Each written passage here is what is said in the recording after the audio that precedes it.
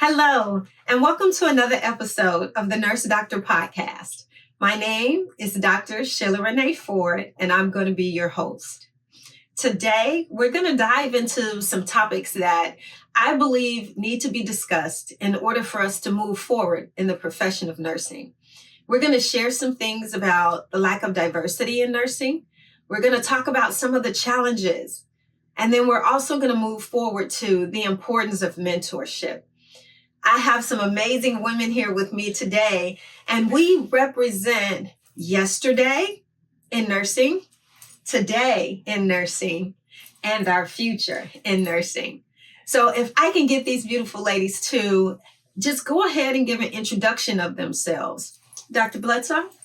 Hi, I am Dr. Ariel Bloodsaw. I am a registered nurse. I have been a registered nurse since 2011.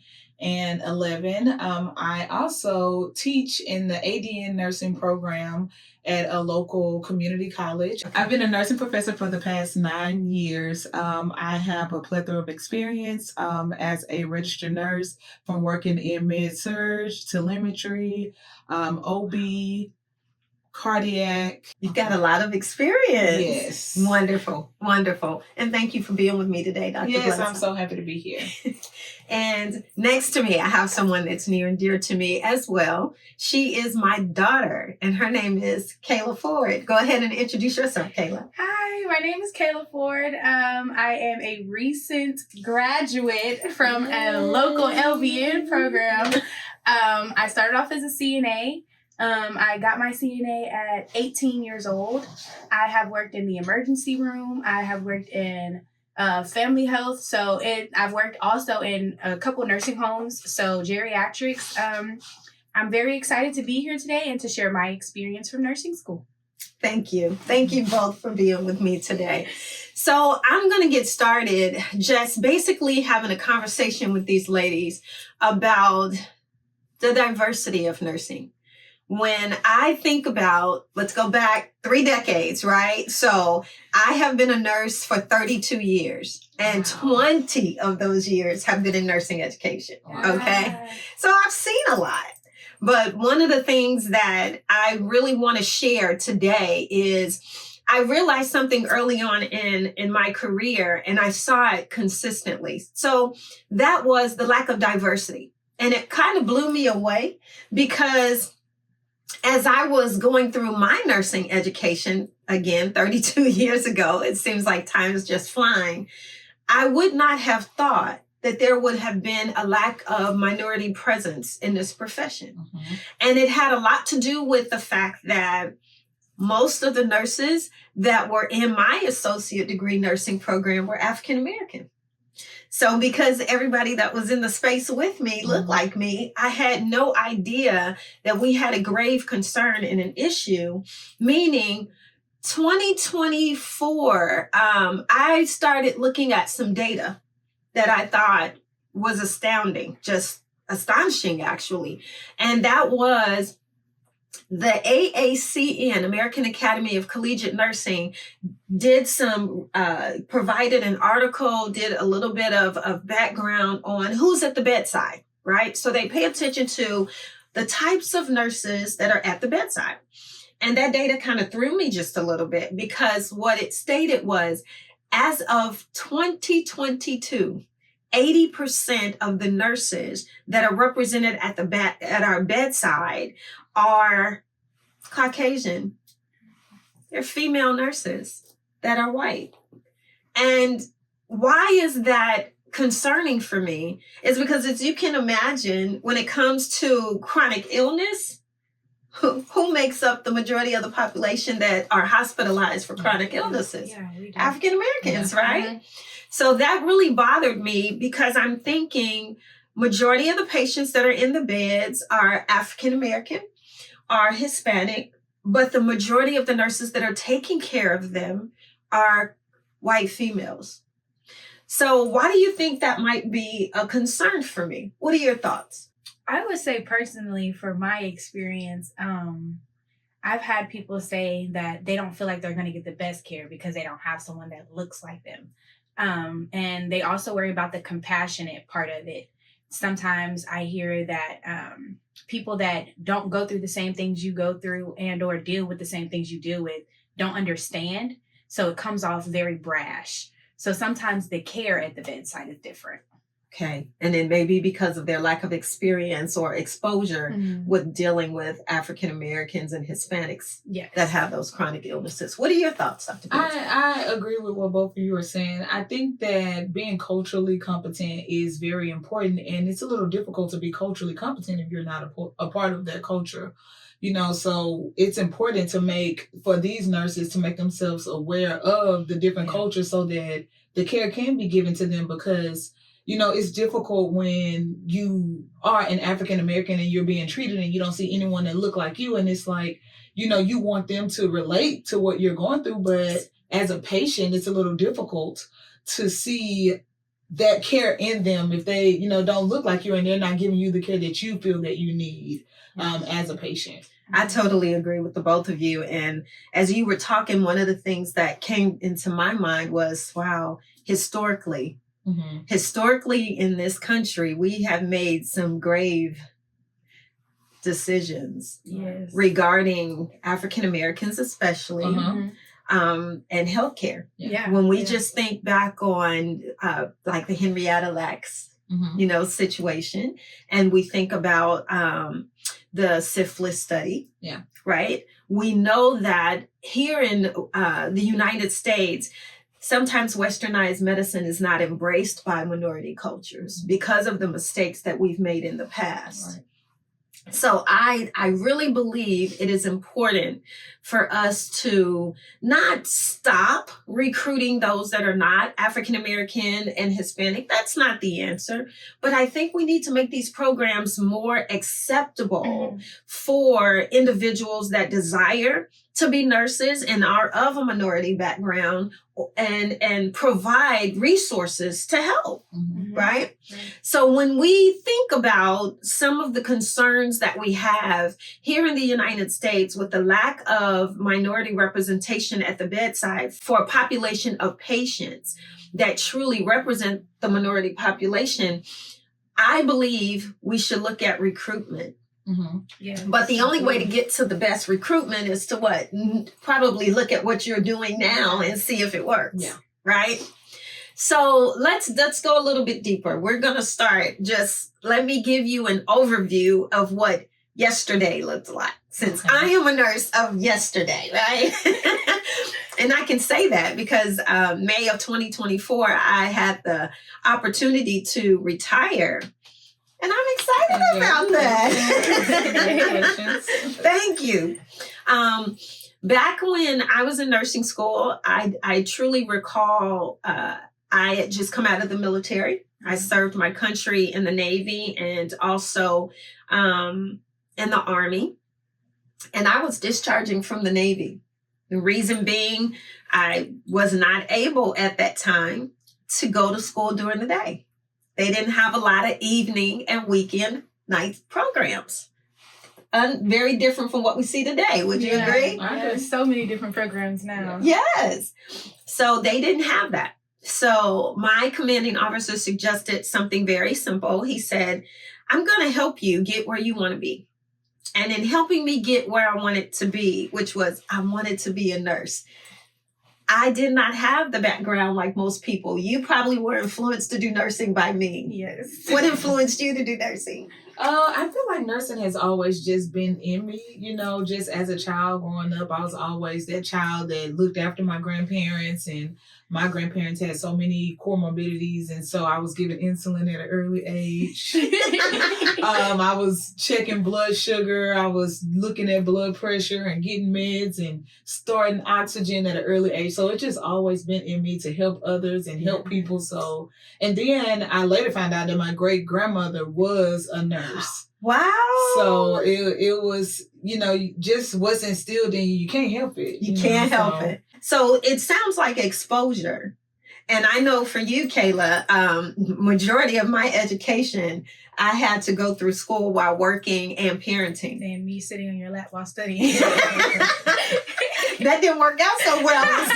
in some instances, I do recall an instance where we were talking about the reproductive system. And Kayla went to school and wanted to tell everybody the difference between a boy and a girl based on what her mom had taught her from flipping the pages. She would literally sit on my lap, and in order to keep her still so I could study, she would flip the pages. Right? So just in us kind of getting a little bit more acquainted with each other, some of the things that we're learning, exposure makes a difference. Sure. Absolutely. So your exposure came from me introducing you to nursing. You seeing me come home from the hospital, you noting some of the things that I did, like stop at the garage and get rid of all my clothes so I didn't bring germs home to you. And that's kind of got into you. And then your grandparents, they allowed you to do a lot to be able to help and to make sure you got your hands kind of all into nursing. So we can clearly see that exposure means a whole lot. I also noted when I was in nursing school, I somewhat felt a little bit intimidated. I would often, when I became a nurse educator, tell my students that I could do officer boot camp again because I was an Army Nurse Corps combat support nurse. I could do Navy boot camp again. I had no desire ever to do nursing. Absolutely not. Absolutely. Unfortunately, I'm about to go back, but if I didn't have to, I wouldn't. And I think we laugh about these things, but it is because there's a culture that goes along with nursing school. And that's one of the things I want to share here when I think about the historical perspective, because I'm hoping we're moving away from some of those mindsets. Definitely, I felt intimidated by my nursing faculty, more so than I did when I was in boot camp. Isn't that something? Wow. They scared me. They made it very clear that in order to be a nurse, I had to get past them. The other thing that I realized is that it did not feel as though I had enough resources. As I was being oriented, it was clear. I heard things like, look to your left, look to your right. The person that's sitting next to you won't be here at the end, right? I hate that statement. How do you feel about that? It's very intimidating, like you said. And it doesn't boost morale or confidence. So you automatically go into the class setting feeling defeated. Yes. So I feel like that is intimidating in all totality. And it's kind of heartbreaking because you already feel the pressure of nursing school. Nursing school is not easy already. Yes. And to make those kind of statements, it's kind of like you're painting my fate for me. Oh, that's good. She said, you're painting my fate. That's good. That's good. What do you think about that? As far as that statement, I feel like, as you both have mentioned, it's very intimidating. It makes me feel like, am I going to be one of the ones? Is it going to be me that's not going to be sitting next to you? You know? So I think that culture is what actually intimidates a lot of people, and we just happen to be the strong ones that made it through that culture. We survived.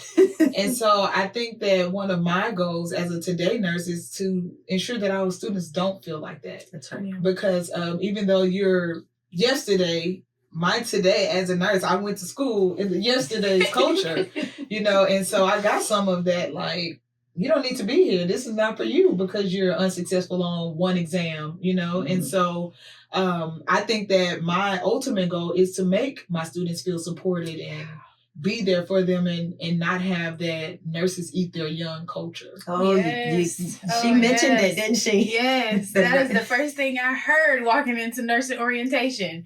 It was like, we always have this stigma that nurses eat their young. We're all here for you. But then going into the program, I was like, no, yeah, y'all eating us up.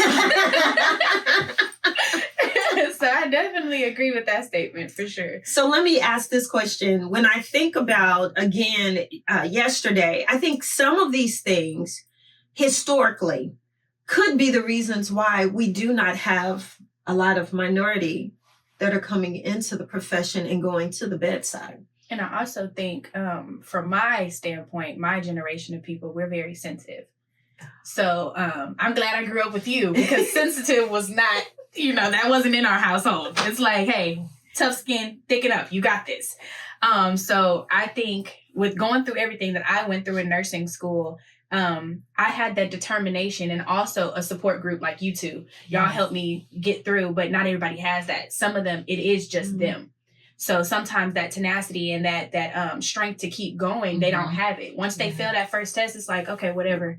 What else can I do? And then we have the people that's been CNAs for 40 years and stuff like that, because they felt like they couldn't get through nursing. But if they had people in their corner, like I had you two, I had Dr. Jammer, I had other people, Professor Booth, stuff like that. If they had that group to push them and be like, hey, no, I went through this. You can get through this. Then it would be easier for them to be like, okay, bump what you're saying. I want to do this for me. And so it gives them that, like I said, that morale, that group of people that's like, I got your back. So you don't feel like you're on an island by yourself. Kayla, that's so good. That's so good. And I think what you're really emphasizing is the need for support, right? So what do you think about that?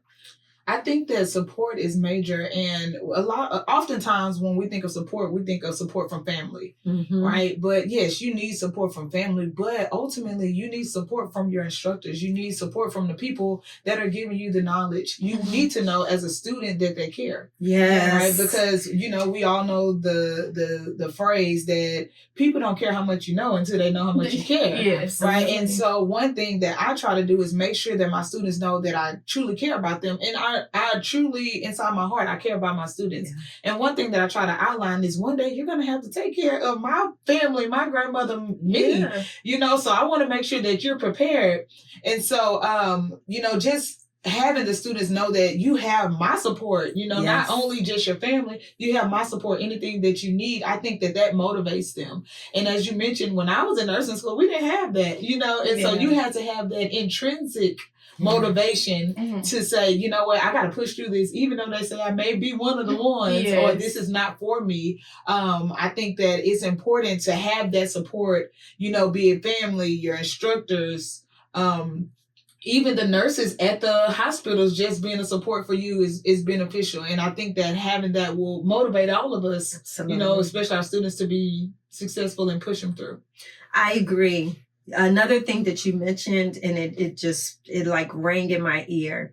You mentioned a quote by Theodore Roosevelt, and he said, people don't care how much you know until they know how much you care. I remember when I was going through nursing school, it was almost like the military. For inspections, we were lined up, we were criticized, we were told things like, you better not go out on that hospital floor without having your pantyhose on, your girdles on, you gotta talk like this, walk like this. There was really no room for error. No room. And I understand, yes, we are talking nursing, right? So there is minimal room for error because we are taking care of people. Their lives are literally in our hands. But when I think about caring, one of the things I do know as a nurse leader before I retired, one of the things that I really emphasized to my team, and you may remember, things like we need to be there for the students. When they came on the first day of class, we all came out of our offices. I remember some faculty had their buttons on that said, ask me, and they were escorting students to the classroom. We had one of the newer faculty. I just wish I had this. She literally thought on the first day of her class to walk the students through the campus and through the building just to show them where everything is. That in totality would have made me feel supported, because my first day of school, I'm like, where's building 14? I don't know where these classes are. Like, it's intimidating, and you're already nervous on your first day. So having people standing out there for you, having friendly faces to guide you and show you around, it's like, okay, nursing is one. For me, I wish nursing was looked at as one big happy family. Right now, it's more so competitive. It's like the more nurses we get, you're taking money away from me. That's less shifts. So I think that's what we're looking at it as. It's like, we know there's a shortage. We know we need people. But also, if they hire you, I'm missing out on days that I can pick up. So it's more so competition rather than we're all here for the same goal. Wow. I didn't think about it that way. So that's important. And that same goal is quality patient care. Yeah. That makes sense. You want to add anything to that, Dr. Bledsoe? I do think I hadn't thought about it as like competitive. I think of more segmented. Okay. Instead of like just like you said, like one big family. I got mine, you get yours, and you get yours. It's not just one. And I think that if we were to come together as one, I think that patient care would be phenomenal. Quality care would be phenomenal if we all would just stand together and to achieve that one goal. Yeah. I agree. I feel like we're all divided in every other areas of life. So I don't feel like you should be divided in your profession, if that makes sense. Because they're always going to need a nurse. They're always going to need a doctor. You're always going to need a lawyer. So if we all come together and realize we're all here for one common goal, it won't feel like we all have to be our own separate people. We should be moving as a unit. We're nurses. We're not, I'm Shiela Ford, the nurse. You know what I'm saying? Nurse. At the end of the day, behind it, we're all nurses. Yeah. Yes. And I think that goes into the hierarchy too. As far as LVNs and RNs, sometimes they feel like because I have a higher credential than you, I necessarily know more, or I can what is it? I have a better skill set. And sometimes that's not necessarily true, because you have an LVN that's worked for 35 years and you have an RN that only worked for 2 years. Yeah. Who are you going to trust more to take care of you? Yeah. You know? And to be honest, the best nurses that I've ever worked with have been LVNs. The absolute best, hands down, have been LVNs. So I have to say the same thing. I was trained by an LVN, and goodness, the way she grabbed me by the hand and she took me in there, she was like, you don't have time to sit there and get stuck on the theory. Yeah. That's going to come to you as we keep exposing you and you learn evidence-based practice. Right now, let me help you with some practical things. Go in there, introduce yourself to the patient. Go and do this skill. And I too was trained by an LVN that way. So I want to ask another question. How many of you have ever heard this in nursing school? I got mine. I'm already an RN, or I'm already an LVN. You got to get yours. Yeah. How does that make you feel? My first day going in, I heard that a lot. And I know, I would come home crying because I'm like, I understand you already got it. I know your professors weren't nice to you, but that should make you want to be nice to me. And they never saw it that way. I think they feel like the harder they are on you, that's pushing you and driving you. And really, especially, I'm going to keep saying it, in my generation, we're sensitive. Not a lot of us have that thick skin. So that's not helping us. That's tearing us down. And some people don't know how to take those words and be like, okay, take it with a grain of salt and ignore it. Some people live with that for the rest of their life. Yeah. So hearing that, it's not like I'm pulling for you, I'm supporting you, whatever you need, I'm here for you. Now, automatically, I feel like, okay, if I fail her test, I can't go ask her nothing because she already got hers. Wow. So it automatically makes you feel like you're alone on your own island again, by yourself. You got to figure it out. So you didn't think your faculty were approachable? No. Wow. Not until literally my last semester. My very last semester, I had the absolute best clinical instructor. Absolute best. And that was because she was a teacher at heart. Wow. So I think that's also what we're missing. People are getting into teaching and all of that stuff because they like the benefits of teaching. They like, when we go out for break, they're out for break. They like those type of things, but they're not necessarily being taught how to be a teacher. They know how to be a nurse, but they don't know how to be a professor. I think she understands the plight of nursing faculty, right? We know how to take care of patients, but we have to be taught how to educate. Yeah. That's good. That's good. What do you think? So as far as the statement, I have mine, you get yours.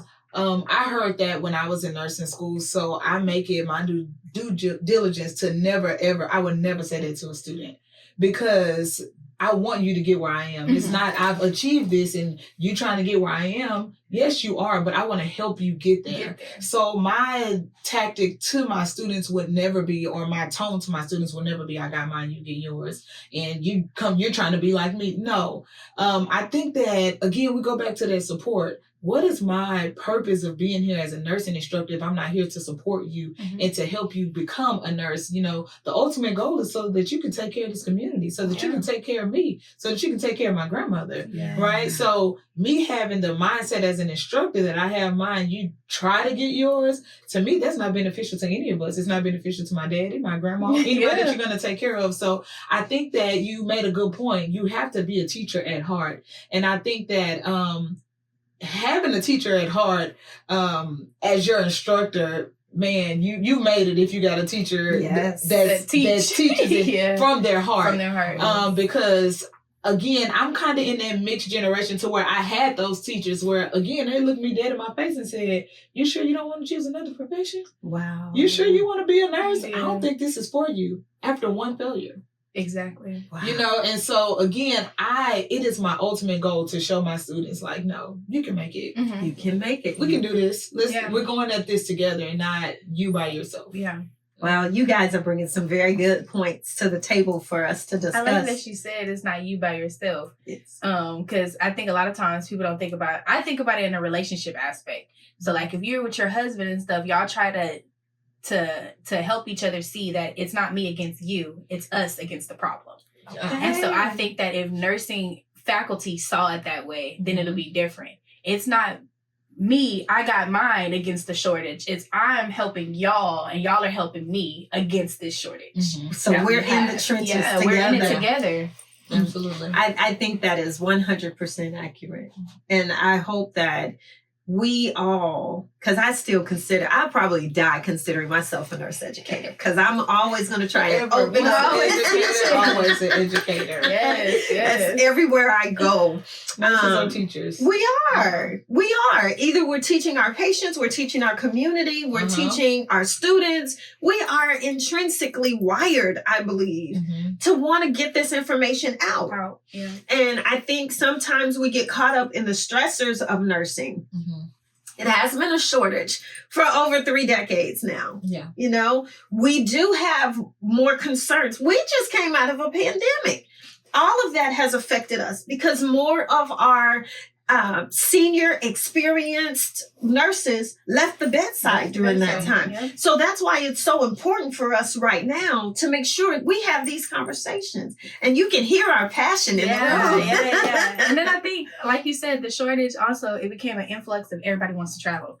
Everybody doing travel nursing. That's right. So now the people that are in your city or in your town, they gone. So now you're trying to raise up a whole new generation of nurses because you're trying to cover up for the people that are like, okay, well, all this free money out here, I'm about to go get that. That's right. So now we're struggling with that too. And then, like you said, with the shortage and everything, people are working crazy hours. Sometimes you got to work. You don't just get your 12. You got to work the 16, the 18s. It's crazy hours. So if you really don't have the heart for nursing you'll immediately burn out. You'll immediately get that burnout. Yeah. I think you bring up a great point with that, because one thing I tell my students the very first day of class, I asked them, why are you here? Why do you want to be a nurse? And I said, who's here for the money? You know, you know, a lot of them, they don't want to raise their hand and say anything, but I let them know, if you're here for the money, today is day 1 of class. You can still go and unenroll yourself. It's a good time to go ahead and drop it, because the thing is, I'm a realist. Okay, so if you're here for the money, you're not going to make it in nursing. Correct. Because nursing is hard. A lot of people that come here because, I can get this money. After a month, they're like, Yeah, and after your first 12 hours, it has to be something that's in your heart. If you want to be a nurse, it has to be something that's in your heart to last. Because if it's not in your heart, you're going to want to change your career within a month. I'll say a year. Within a year, you're like, no, I want to do something different. So that's important for people to realize. If you want to go into nursing, make sure it's something that is in your heart and not solely for stable finances, because your mental health is at stake when you're just going in for the money. Well, really, period, as a nurse. As a nurse, right? But just going in for the money, quickly, you're going to just want to get out. Yeah, I think you will burn out faster if it's just monetary gain that you're looking for. One of the things I used to share with my students, even as a department chair of a nursing program, when I would go into orientation, I would tell them, I said, one of the things you have to think about is in nursing, you can definitely make as much money as your body can handle. Yes. Okay, you want those extra shifts you talked about. Yes. And then, one of my previous students who's now a successful nurse out in the industry, she sent me this meme once that made a lot of sense. She said, this is how nurses speak. If we want a beautiful dress, that's one shift. Mm-hmm. We want a vacation, that might be 4 to 5 shifts. Uh-huh. We want a new car, that might be several extra shifts, but we speak in shifts. Mm-hmm. And as long as your body can handle that and endure that, because after all, you're on your feet for 12 hours, you may not go to the bathroom the entire time you're doing patient care. Mm-hmm. You may not have lunch, or there have been many times that I've gone to lunch and I've had things on my clothes and people are looking at me like, is she really about to eat her lunch? Knowing this patient may have just threw up all over them. Yeah. And it's like, it's either there are no extra scrubs in the hospital right now. So it's either I don't eat or I ignore what's on me. What's on you? But I got to scarf it. I got to get it in and get back to patient care. Yeah. So I think we talked about quite a bit regarding yesterday. So in summing it up, we talked about the importance of care. Mm-hmm. I felt, oh my goodness, they're intimidating. And you guys said, hey, today, you still feel somewhat the same way. We also talked about the importance of building community. I did not feel in my years coming up, novice nurse, there was a community. We still have work to do. I also think one thing that we did not talk about and we should talk about, when I was in nursing school, everything was about lecture. Oh, That was so hard. hard. To sit through 100 to 200 PowerPoint slides Yes. and do your best to get all this new information, new terminology, increase your critical thinking. Ever since I've been a nurse, critical thinking has been the buzzword for nursing. Mm-hmm. They tried throwing logical reasoning in there for a season. And now we're at the National Council State Board of Nursing, clinical judgment terminology. Mm-hmm. But at the end of the day, you have to have a process in which you think. Yes. And you have to be taught how to think like a How nurse. to think like a nurse. What do you guys think about the lectures? I think, again, on my first day, they asked us, how do you learn? And I was like, oh, I'm a kinesthetic learner. I have to do it hands-on, because I've always been like that. Like, especially, I got my CNA during COVID. So not being able to touch a mannequin, not being able to touch a person, it was really hard to learn how to do a manual blood pressure over the phone. So when I got into nursing school, I was so excited, because I remember when you used to take me into, the lab, and we would do, all of the hands-on things. I'm playing with mannequins. And I thought that's how it was going to be when I got to nursing school. But it was mostly lecture. So I feel like them asking me that on my first day of class, it didn't mean nothing. Oh. Because everybody in here learns different. But the majority of my class, we all said we're kinesthetic learners. You cannot sit here and just talk to me. I don't know how I'm going to relate that in the field. And then I think the biggest part because I am an LVN, there's a lot of places that won't accept us in that clinical environment. So it was a lot of times where I was learning something in class that I didn't actually get to see in clinical. Okay. So now I'm testing over things that I really don't have any knowledge base on. So I think that was also another disconnect. Because throughout my entire program, I was in mostly geriatrics, rehab and stuff like that. And that's very hard when I'm taking a class like mental health. Wow. So Yeah. now I can't physically see it, but I'm supposed to know what it looks like. And I'm supposed to test over it just because you talked it out to me. And I don't learn that way. So it was very rough. I would sometimes come home and be like, Mama, let me practice this on you, because I know they're about to test me over it. And I have no clue what this looks like. So it was a lot of reteaching myself. And I feel like if you would have really dove into everybody's learning styles, there wouldn't have been an opportunity for me to go back and reteach. There wasn't an opportunity for me to be like, okay, I don't know what this is. Wow. I would have gotten the full entire experience from day one. So again, what it sounds like you're saying, Kayla, is that mentorship and the ability to remediate may have been lacking some. Okay. And I wonder also if there's some intimidation in telling the faculty what you might need help with. Oh, definitely. Wow. Because you don't really see their real personality until you go to a remediation. So it was a lot of times where I went to one remediation and couldn't go to the rest of them because I'm like, all you're doing is the same thing in class. So I would get to remediation and you're just talking out the steps of what answer I got was wrong. You know what I'm saying? Mm-hmm. So, yeah, it was super intimidating to be able to tell them, hey, how you're teaching isn't helping me. Wow. So do you think it would have been more helpful if the active, engaging classroom, bringing some of the SIM into the class or bringing the students into SIM and then providing rationales? Mm-hmm. Okay. I had a professor, love her to death. She was my OB professor, and she gave us balloons and a ping pong ball. And that's how she taught us how, the cervix dilates and effacement. That's how we learned about all of that, through a balloon. And it was good to watch because now I can tie that to what you're saying. Yes. And so I thought that was absolutely amazing. And it's little stuff like that. I'm not saying we got to play hopscotch around the room and crazy stuff like that, but just little moments like that, you see, it can still stick with me. So now I'm in clinical and I'm like, okay, now I understand what dilation and effacement is because of this little balloon. That's good. That's good. What do you think? So I think that a lot of instructors struggle with the transition of PowerPoints, solely PowerPoints. And I think that because, I became a nursing professor in 2015, and since then, things have evolved and changed. And so we try to do a lot of engagement or active learning. Yes. But I feel like instructors that's been instructors for so long, they have a hard time with that active learning because I think that it takes a sense of creativity. It takes a sense of being a part of different groups to get ideas. And me as an instructor, one thing that I like to do at the very beginning of class is that BARC questionnaire, as you mentioned, knowing the different learning styles, because then I know how I can reach each of my students. Yeah. And as you mentioned, everyone is not going to learn from, let's sit here and let me talk to you the whole 5-hour class or 3-hour class.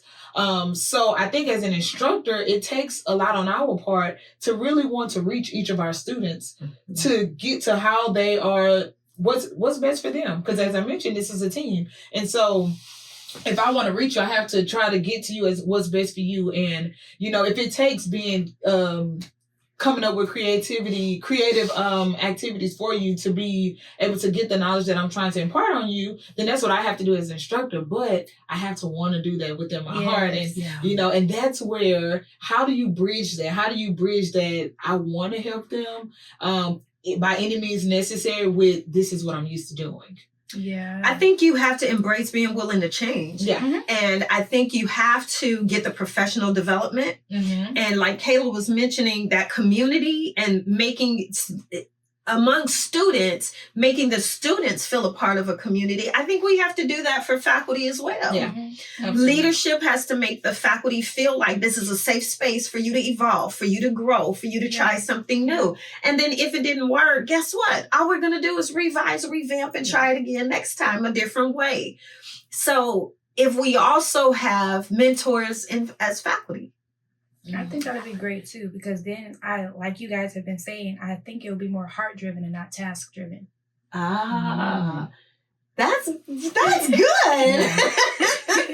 Yes, that's basically what we're saying. Nursing is from the heart. So if you don't come into it as, oh shoot, I got to teach another lecture, it's like I get to teach another lecture. Yes, I get to raise up that next generation of nurses. Wow. So that's powerful. I see it as a privilege, honestly, being able to say I'm the one that helped her get to where she is now. Now when I'm out and about, they will tell you, eyes shine like you would not believe when I go to the doctor's office and I see one of the nursing students that I helped to impart in, or they grab me and hug me and say, I wouldn't be here if it wasn't for you. That's what it's about. Yeah. It's about making sure that you did your very best to not only impart the knowledge, but to impart the care. Yeah. Yeah. That's important to care. I think so. So I want to transition just a little bit, and we're going to talk about today. When I think about today in nursing, one of the first things that comes to my mind, all this technology. Yeah.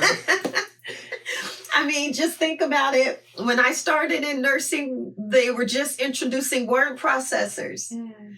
my care plans were still tight. I was at the library all day and all night. I think what blew me away is you said your NCLEX was on paper. It was on paper. Oh, I couldn't do it. I could not do it. Literally, what they did was I decided to get a hotel room, and I stayed downtown Chicago in a hotel room. Mm-hmm. We got up that morning. We went to the test site. We had our first exam. Then they gave us a break, and then you had your second exam. You tried to go back to the hotel, get you some sleep, get some rest. You couldn't. You were like this all night, just thinking about, I hope I did well. And then you took 2 more sections of the exam the next day. It was a 2-day process. What was the process of them giving you your results? Oh, it was funny because the result, you literally waited about 2 months to get it in the mail. What? Oh, wow. And what you would note is if your envelope was just a flat white envelope, you passed. If you got an envelope and it was a manila folder and it was just stuffed with lots of papers because they shared with you the areas that you did not do well in, Lord. then you knew you didn't do well. Yes. And my mom was such a joker, you guys. I mean, when I think about what she would do, let's back up just a little bit. Study groups were always held at my house. So every Friday night or Saturday night, one of those nights, all of my study group came over. Mom was in the kitchen cooking. We were all around the table, and we would be studying until the wee hours of the night. She kept the coffee coming. She kept the food coming. She kept the snacks coming. And when we get tired, I will never forget, Mom would go around that table and she would hit the table and say, "Wake up, we making nurses in here. Wake up. Come on, you got this. You got this." One of the things that I miss the most is every morning before I would start a shift, your grandmother and I would be on the phone. And I would call her on the way to the hospital, and she would pray for me. She would always ask God to bless the work of my hands, to not allow me to make any mistakes, to give me the ability to give my patients the best care that they deserved. And after she passed away, that's one of the things I miss the most. So it lets you know that having that support that we talked about, having that person to believe in you, having that person to actually give you the desire and the drive. Another thing that she would do for me, we're talking about history going into today, right? She would often remind me, my mom had an 8th grade education, and she was what you would call a home aide, right? She wasn't a CNA, but she did a lot of the things that CNAs would do for the elderly. She would go into their home and take care of them. And one of the things that I always realized is she wanted me to succeed. After I got my associate's degree, the next thing she asked, What's next? What we get it next? She would say, "Baby, what degree is after, you said this is an associate's?" I said, "Yes, what's after that?" And I would say, "Mom, it's a bachelor's, but I'm fine." She said, "Man, all I want is my baby to get a bachelor's." It's for my baby to get a bachelor's. It took me 9 years. I got married. I had children. I was learning to be a nurse. It took me 9 years. And then after that, she was the proudest that you can imagine. She was just at graduation like this, and she's calling all her friends. "My baby got her bachelor's degree." And then one day, here she comes, and she says, "Baby, what degree comes after a bachelor's?" And I was like, "Mom, I'm not doing that." And by this time, I was shifting somewhat into ministry and doing a lot in the church. And I was like, I can't do this. I went back to school and I got my master's degree. And one of the toughest things in that time was I started school on my son's birthday. I lost both my parents in between, and I graduated on her birthday. Wow. So I said all that to say everybody has a journey, everybody has a story, but we have to stick with it. Nursing is not easy, but if I can do it, you could do it. Yeah. If they can do it, you can do it. For sure. Even with the technology changes. Oh, those technology changes were scary, Kayla, because I remember when we first had to try to shift to doing everything electronic. And I was like, oh my goodness, I got to get this. And I do recall that was hard. It spent a lot of time trying to learn the different computer systems and go through the training and not get frustrated. And you chart on the wrong patient and how do you fix that? But we lived through the curve. Yeah. Now let's talk about what are y'all experiencing today? Because when I retired, I was like, oh my goodness, this thing has come full circle. Yeah. So what are you experiencing in technology? In technology, I thought the craziest thing was when we were in the sim lab and you actually have mannequins that can full on give birth. I was like, now that's crazy. You can have them talk to you and everything. So my very first sim lab, I was absolutely like blown away because I was like, I didn't know they could do all of this. Of course, I've always played with them because you work there, but it was just the whole fact of actually having to be the nurse in the room. It kind of made you have that real hospital sense. So like my very first time in there, they threw a code on us. And so I'm like, what do we do? What do we do? But it makes you think on your feet. Yes. So that I absolutely enjoyed. And growing up in the technology era, it was just kind of like, I have to learn an extra piece of technology. It's not like I have to change and revamp my whole mind of technology. Wow. So I've always had like my very first phone that you gave to me was a smartphone. So it was like, okay, I know how to go on the internet. I know how to tweet. I know how to text. I know how to do all of that. So now I'm putting all of the stuff that I know from being a child into my career field.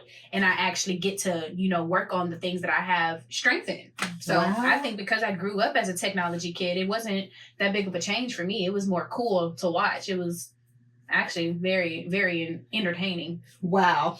Okay. So for my aspect, it's a little different because I think at my time of growing up, you were fortunate if you had a computer in your house. Yeah. We had one computer and you were fortunate to have one. We had cell phones that was black and white, so it was a little different. And you was fortunate if you had a cell phone. But in nursing school, we had exams on paper and Scantrons. Wow. So when I was in there, so going to the NCLEX, now the NCLEX was computer based. Mm-hmm. So that was different for me because I'm used to taking exams on the paper and filling out my Scantron and all of that. And so from that being in nursing school to now, we did have simulation when I was in nursing school, but it was like one sim. We all did a sim together. It was just a code. Oh, okay. It was a code. We had one mannequin as far as a simulation mannequin. Everything else was just like lab based. But as a nursing instructor, the students have access to so much. Being a former simulation coordinator, just the things that you can do with those simulators is amazing. And now they have like these simulators that are AI. So when you walk in a room and look at you and shake your hand and talk to you, and I think that having technology in these nursing programs is phenomenal. I think simulation is phenomenal. I love using sim not as a substitute, but as an addition to clinical, simply because you can make mistakes in simulation that you can't make in the clinical side. You get exposure to things in simulation that you do not get exposure to in clinical. When will you be able to go to clinical and you may can go to labor and delivery, but no one may give birth that day. Right? So just being able to put the students in a scenario and say, we're going to make this happen. We're going to make you see this. And, some of the programs now, I know at my institution, they have like an MRI machine so that you can simulate the patients going into MRI. And I think that's phenomenal. Just that access to technology as a student. On top of that, just the access that they have as far as technology with, preparing for the NCLEX and the exposure that they have, I think is phenomenal for them and for our community because it's giving them that exposure. So this is not the first patient that you touch and you stomach your IV. And it's not your first time, per se, once you're in the hospital. So I think that technology has really enhanced the evolution of nursing. Yeah. I mean, I just listening to you guys, I think about how I was trained compared to how the both of you were trained. And then looking at where we were before I retired. I was a sim coordinator for a while too. And one of the reasons why this particular organization hired me is because I was in the Killeen area. And the school where I was, they were using simulation and they wanted to bring it to this organization. So when I interviewed, they found out I had that exposure. They were like, yes, bring her on. I can tell you The greatest challenge was getting the faculty to embrace it. Mm. Having them learn something else, having them try and I would do things like, I remember teaching the students about Kawasaki disease. Yeah. And I told Kayla this when she was learning it, because pediatrics is my specialty, right? I literally asked the sim coordinator to bring the bed into my classroom, have the PD junior, the simulator in the bed. We had the monitors on the side. And then I put labels on the simulator to let them know across the head, it said lethargy. I had pictures of desquamation of palms and the soles of their feet. I had a picture of a strawberry tongue. I had vital signs. Out of all the things I did, I will never forget the one student that said, y'all always taught us to never give these kids aspirin. And for Kawasaki's, you're giving aspirin. It brought it to life for them that there are no absolutes in nursing. Yeah. And the more they see it, they touch it, they feel it, they breathe it. I got excited when you talked about the MRI machine. You know why? You no longer have to stand there and read to them, this is how you do an MRI screening before you send your patient into that magnetic field. Now you can teach it and then have them go do it. Yep. Yeah. And we've got to embrace those changes. Yeah. We really do. We cannot look at nursing as it being a stagnant profession. Yeah. I think we've all heard, once you become a nurse, what happens? You are a lifelong learner. Yeah. And Yeah. I wonder why change is so hard, because the scope of practice changes every day. So it's like you can get used to your scope of practice changing, but you can't get used to the way you educate changing. What do you mean your scope of practice is changing? You're getting more responsibility? Yeah, so getting more responsibilities, the way that you carry out procedures differ sometimes, because now they're understanding, the HIAs, all of the hospital acquired infections and all those things. So there's different ways, like they introduce something and they're like, okay, well, here's a better way to do it. Yeah. So I think we look at education like that when you're teaching people. Educating is evolving. It's just a change of scope and practice. That's how I think of it. I think also because we are raising up more nurse scientists, doctorally prepared nursing, professors, we're raising up more. We're understanding and embracing evidence-based practice more. Yeah. Because one of the things I recall, 1978, and it blew my mind, the standard of care for a stroke in 1978 was bed rest. Wow. That's huge. Half your patients will be walking around debilitated to this day.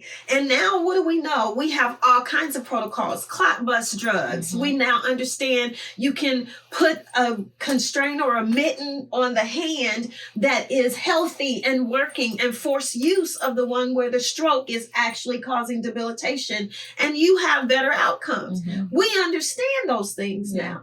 So I think when we consider today we have to be the type of nurses that embrace the technology. Yeah. We have to be open to active and engaging learning. And we have to allow the students, I know this is hard, they have to be able to ask questions. Ask questions and absolutely. space to mess up. And they have to have space to be able to make errors, to mess up. Because I think that was like the hardest thing for me in nursing school. I didn't want to make a mistake. I was like, I can't make a mistake. I can't make a mistake. But in the environment that we're in school. Yeah. That should be the environment where I can make a mistake. Yes. So then if I do make a mistake at the bedside, now I know how to recover from it. Yeah. But if I'm never given the opportunity to make a mistake, I don't know how to fix it. One of the things that just jumped into my head when you said that, because I've heard a lot of nurses on the unit do this. You come to them and you want to get as many skills as you can that clinical day, right? And they ask you, okay, well, can you do this for me? And you say, oh, I don't know how to do that. Where did you go to nursing school? They didn't teach you this? You don't know how to do that? And I will always empower my students to feel comfortable in saying, I'm so sorry. No, I don't have the experience with that skill, but I am so willing to learn if you're willing to show me. Yeah. I tell them, feel free to put that in your tool belt and not feel as though you didn't get a good education or you're less than. Yeah. We are not going to get out of nursing school knowing every Everything. single thing. Yeah. It's an impossibility. Yeah. So I want people that are listening to this that aspire to be nurses, that are current nursing students, and faculty that are responsible for teaching this next generation of nurses, please embrace the fact that there is a growth mindset. Just because they did not do well on this exam does not mean they won't do well in nursing. Yeah, Absolutely. yeah. Also, let's not be quick to throw nursing students away. We need them. Yeah. So if there's any way that we can help embrace, train them, bring them to the next level, let's do so. Yeah. And then last but not least, give them the room to mess up. Yeah. Right? Yeah. So one last shift. Kayla, talk to us. Where do you think nursing is going in the future? I think we have the potential to evolve into something great. But I think the disconnect right now is, like I said, we don't have professors that want to be teachers. Okay. I think that we have a lot of professors that are in it for the money, because I've noticed that not only are they still at the bedside, but they're also teaching as well. Okay. So I think they're using the education to fund or fill in the gaps of what they're not getting at the hospital. Okay. Kind of like adding extra funds and stuff to their life. I think the hardest thing for me in nursing school is like we said, I didn't feel like I was very supported. I was very intimidated to ask them anything, and I always kind of felt like if I didn't know it, then they felt like they didn't do their job. And I wanted them to not put so much ownership on them. Sometimes it was me too. So I definitely could have taken the reins on my my nursing career, but it was a confidence issue. Okay. So, and I also think coming from high school, jumping right into nursing school was different for me. In high school, I'm so sorry to anybody who went to my school, but in high school, it was, if you skate by, you're good. So making those 70s, honestly, just me showing up for class, I can get a 75. Wow. So I didn't have the study tactics that I needed. I didn't even understand how to study when I got into nursing school. So I think that was also rough for me too, because coming from a high school environment where you can do anything and you'll get by, and then actually having to put the work in college was rough. Yeah. So learning those things and having to shift gears in my brain was like, oh no, you have to read. Oh no, you really need to pay attention. You can't go to class and go to sleep and pass. Like it was a different environment. So really learning those things, I feel like I learned it too late. Just to give an insight of my story a little bit, my very first time taking mental health, I failed. And it wasn't like in nursing school, if you don't make that 70, you don't pass. So it's not like, oh, she got a 69.9. Let's just give her that grade. No, they take it very serious, because it's like, if you don't understand this, somebody's life is in danger. So I understand why they did it, but I think also just giving that little extra nudge would have helped me a little bit too. It's like, hey, I know you're struggling. I know it's rough, but you can pass this. So I also think, just learning my study tactics early would have helped me for sure. It sounds like what you're saying is for the future of nursing to actually see more successful students, more students probably finishing our programs, we have to look at the support that we give them. We have to also look at what tools they already come with in their tool belt. Mm-hmm. I've heard that a lot, that some of the nursing students have actually said, man, nursing school is nothing like high school.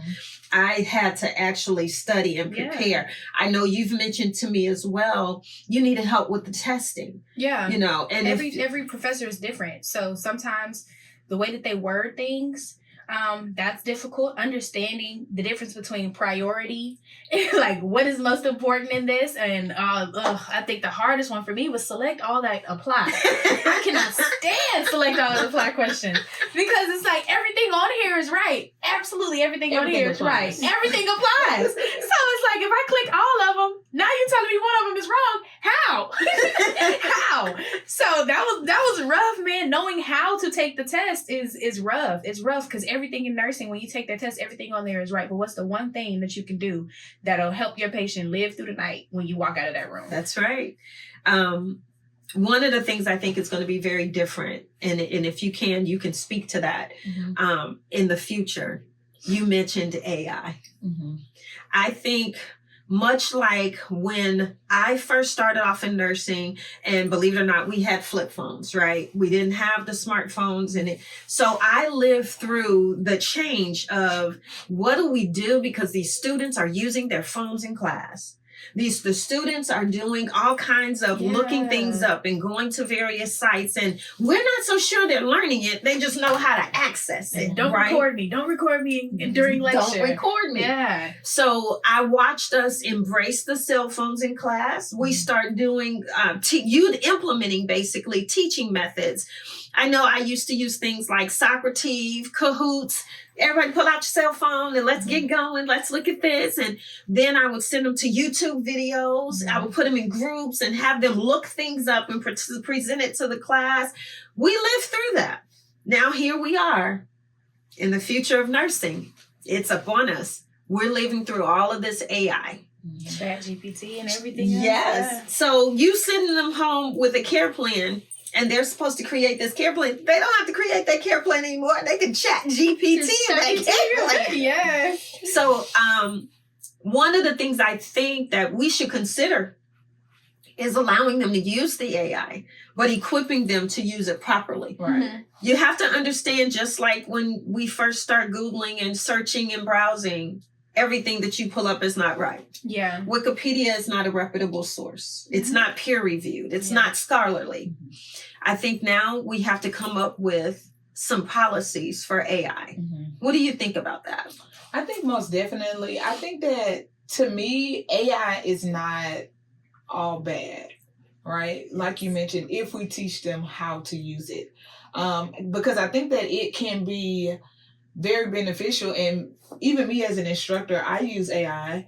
And I've learned from AI, just from the use of it. I'm like, okay, maybe I could have worded this like this, or maybe I should have elaborated a little bit more. And I think that, having that for the students, but teaching them how to use it could be beneficial to them.